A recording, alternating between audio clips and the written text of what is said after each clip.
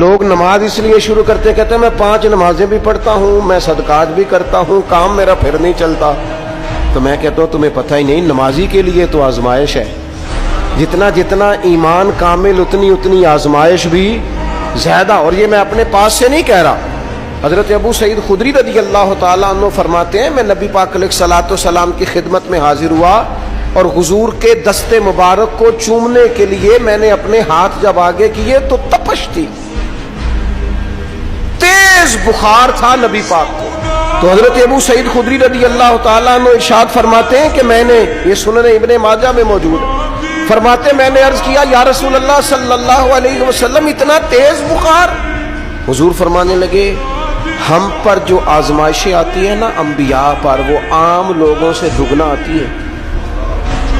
یہ تو لاڈلے ہیں، یہ تو محبوب ہیں اللہ کا. فرمایا عام لوگوں سے دگنی آزمائش آتی ہے، لیکن فرمایا ہمارا رب بڑا کریم ہے، ہمیں اجر بھی ڈبل ہی عطا کرتا ہے، ہمیں اجر بھی ڈبل ہی عطا کرتا ہے. تو حضرت ابو سعید خدری کہتے ہیں موقع اچھا تھا، میں نے ایک سوال بھی کر دیا. میں نے کہا یا رسول اللہ صلی اللہ علیہ وسلم بتائیے نا بھلا دنیا میں زیادہ آزمائشیں کن کو آتی ہیں؟ تو حضور فرمانے لگے سب سے زیادہ آزمائشیں اللہ کے انبیاء کو آتی ہیں، نبیوں کو آتی ہیں.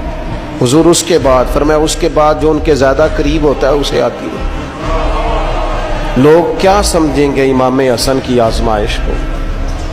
لوگ کیسے سمجھیں گے سیدنا امام حسین کی آزمائش کو؟ فرمایا جو ان کے زیادہ قریب ہوتا ہے اسے زیادہ آزمائش آتی ہے. تو حضور کے سب سے قریب تو امام حسن ہے نا، امام حسین ہے نا. تو کیا سمجھتا ہے قربت بس نسبت کے اظہار کا نام ہے اور بڑے لطف کے ساتھ زندگی گزارنے کا نام ہے؟ تو نبی پاک علیہ الصلوۃ والسلام نے فرمایا بات بڑی مزے کی ہے.